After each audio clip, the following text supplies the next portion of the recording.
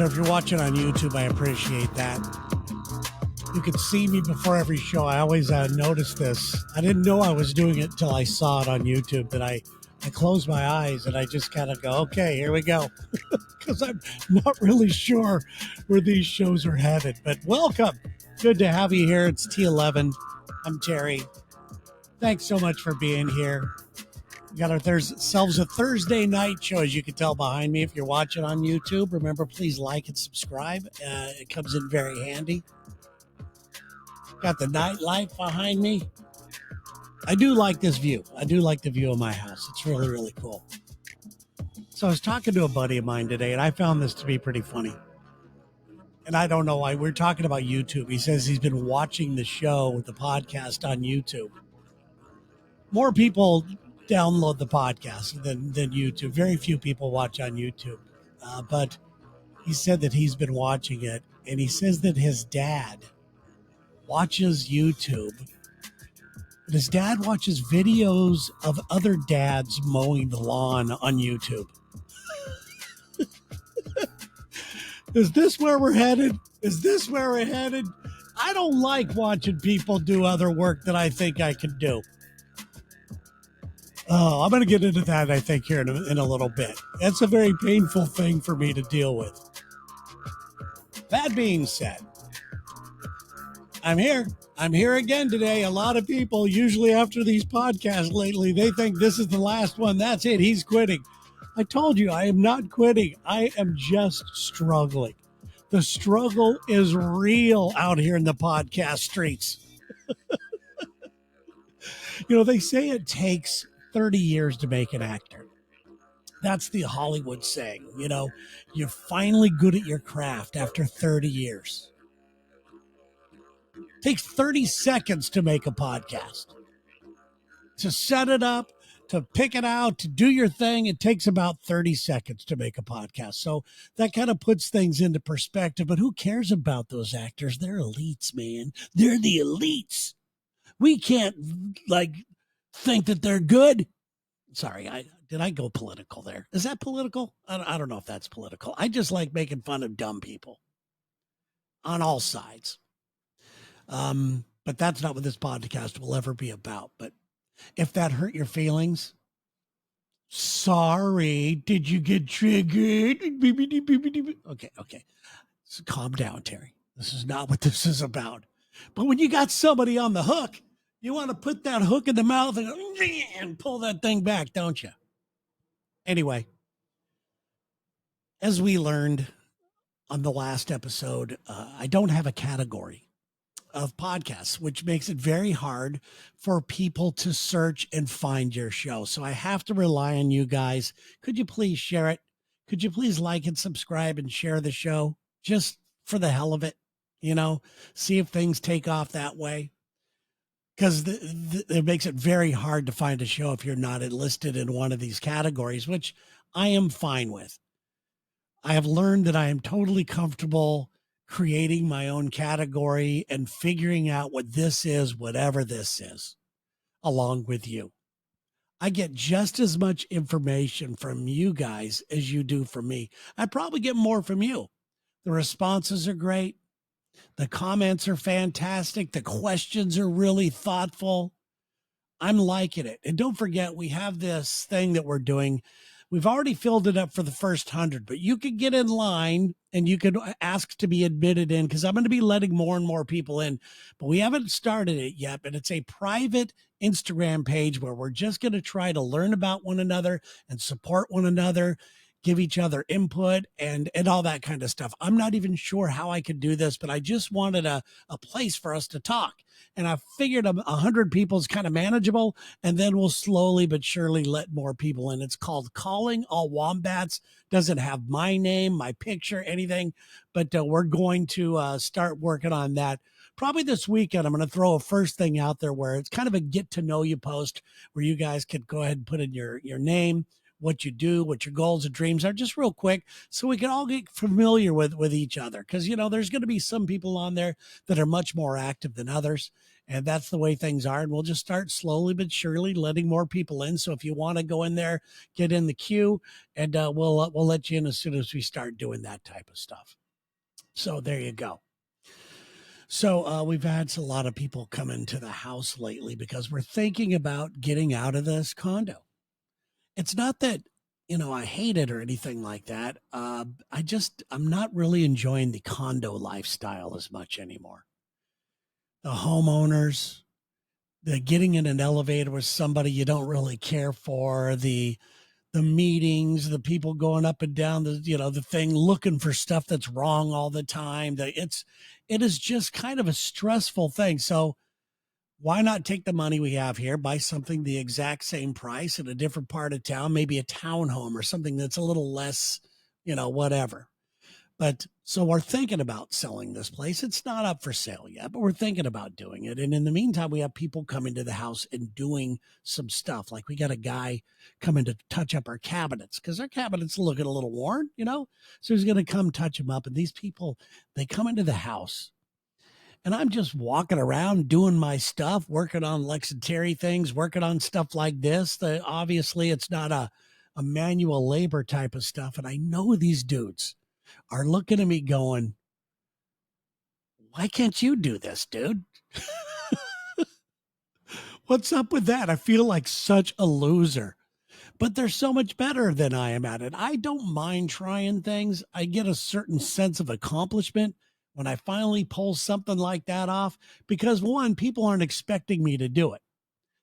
I've always let it be known that I don't mind trying to do things. There's certain things that I can do and I don't mind doing, but I'd rather not.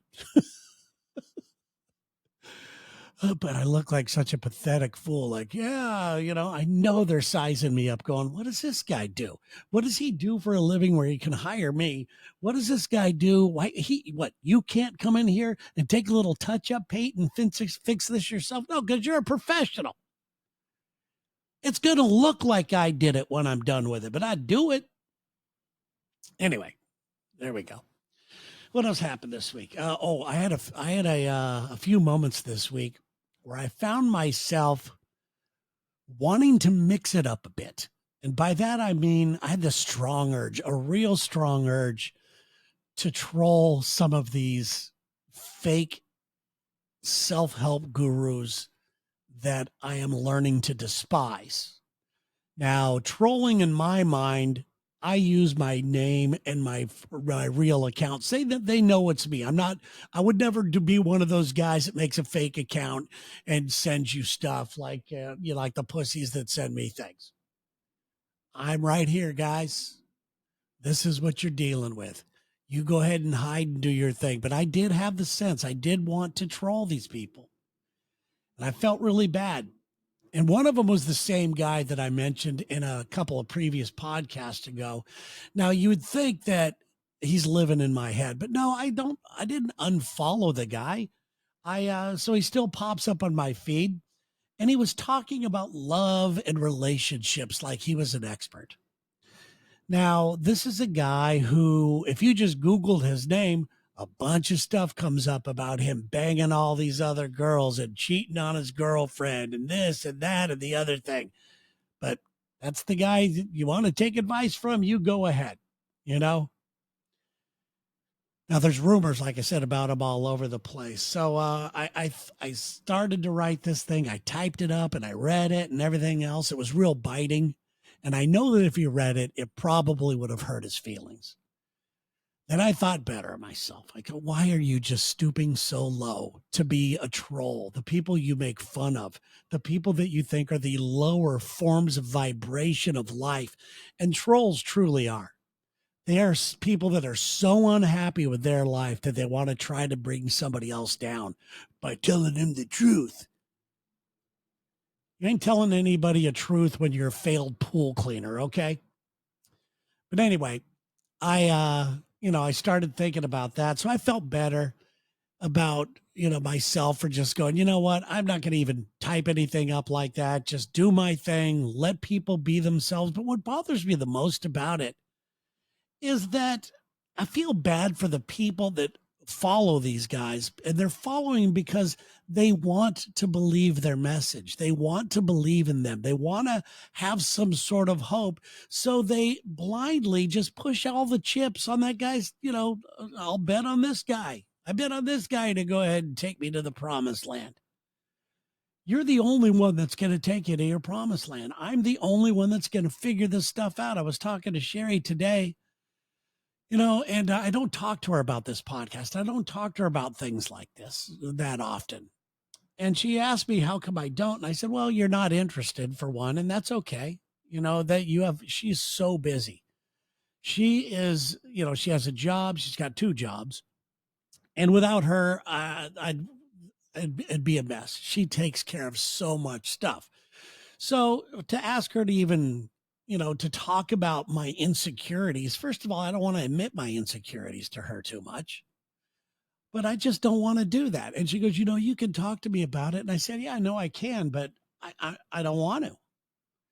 That's not what it's all about. I prefer to figure this stuff out on my own. Now, I know we need help, and I know that. I'm not one of those stubborn guys that thinks I have all the answers, but I do know if I talk around to other people that have been through similar situations as I'm going through, that I'll get a gem here or there that I may be able to apply to my life and see how that works, and I'll figure it out.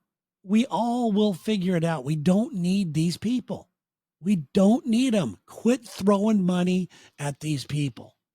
There are some that are very good, but the creme de la creme, the people out there like that, I think Tony Robbins is pretty good because I like his scientific approach to things, but I don't like the jump up and down, the hooey, hooey, hooey. But I do know that there is something to that. When you get that body moving, when you start things in motion, which is what it's all about, you build that energy up, you're able to put that energy out. So I understand why people do that. But I don't know, man. These people that follow, like these guys that I was talking about, they're vulnerable. We're all vulnerable. We're just looking for some sort of glimmer or sliver of hope, something that we could hang our hat on at night and go, you know what? Tomorrow might be a better day. Maybe tomorrow is going to be the day that I'm going to get some good news. And I hope that's true. I hope it's true. I believe, and I've talked about this before too, I believe that great things are happening for all of us right now. I truly believe it. Does that mean that bad things aren't going to happen? No. We're always going to be faced with some sort of adversity, some things to get through, and hopefully we will remember the positive stuff more than the negative things. And I'm very proud to say I remember a lot of negative things in my life.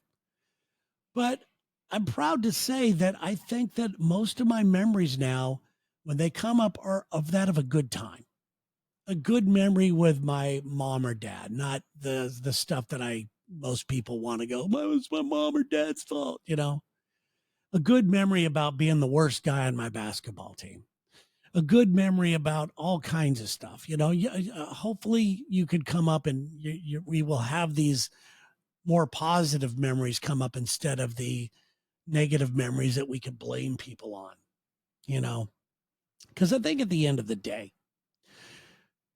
and I know I'm this way, and I know it might be a little, naive of me, but I would like my life, and I'm sure you would like your lives just every once in a while, maybe even just once, just one time, to be like an episode of like Ted Lasso or something. Something where some big change happens and some big messages and you're left feeling just freaking good. Why can't it be us that gets those types of things? Why can't it be us that has a message where, oh, we beat all odds. We've done it. We're doing great. There were just these little things. And that's one of the things that I'm kind of praying for. If I even do pray, I do pray. But I'm kind of praying for those types of things, like a little message that I am beating all odds. And I'm looking around, I've got a beautiful home. I've got a beautiful wife. I've got a job that I've loved for the last 30 years. There's so many things to be so proud of and to maybe even look at as a defining moment. But man, I just want to have one of those moments where I'm kind of brought to tears by something cool that's maybe happened to me or for me or and I know it's very selfish. I'm always brought to tears by things that happen to other people, like that person, for example. The sirens in the back. Something happened to somebody out there. But no, I'm always brought to tears by other people's joy and other people's successes.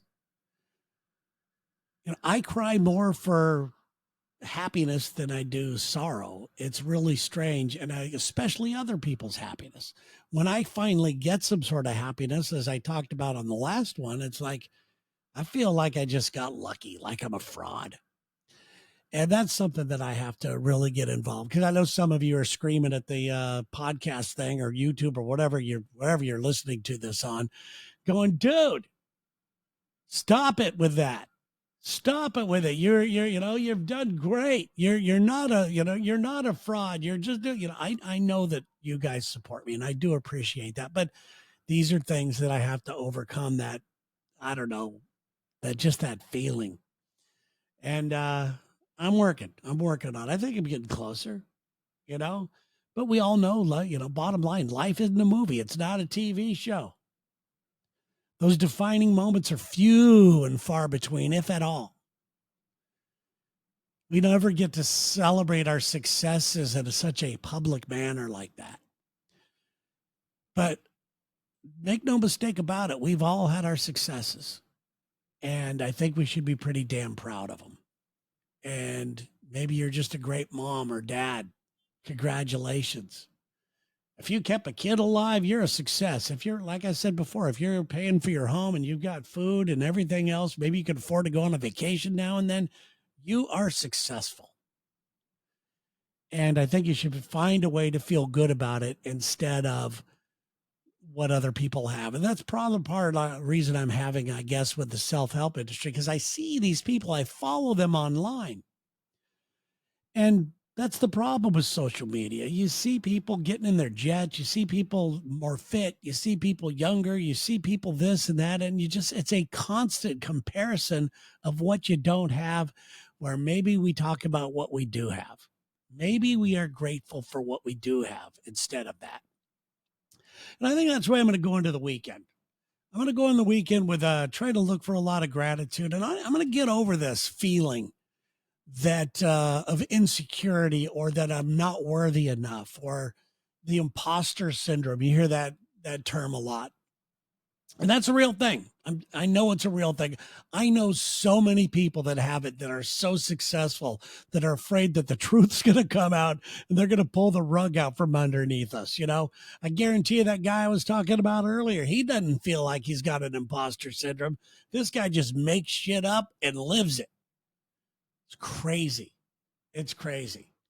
So that's going to be my weekend. My weekend is going to be just really trying to work on that part of my life. Because I think as soon as I start to feel like, I've talked about abundance before, because I got no problem thinking I could create money. Why can't I create other things? Money's tough to create, I guess, but I just don't have an attachment to it. So maybe if I go from, instead of looking at all these people that have more than I do, or not feeling worthy, that I just got lucky on something. I've talked about my basketball coach story before, and I don't want to go through that whole story again, but just the Reader's Digest version. As a basketball coach, when I was in college, I wasn't going to play basketball, but a basketball coach saw something in me and asked me to come out for the team when I was not good enough to be on the team. but he changed my life. He got me a 4-year scholarship like he promised he would do. And I have no idea why. Now, there's a moment that I could go flashback on and go, see, dude, this happened to you. That's like a Ted Lasso thing. If I was to tell you that story in great detail, I would cry right now. So yeah, maybe I do have a lot more to be thankful for than I put forth.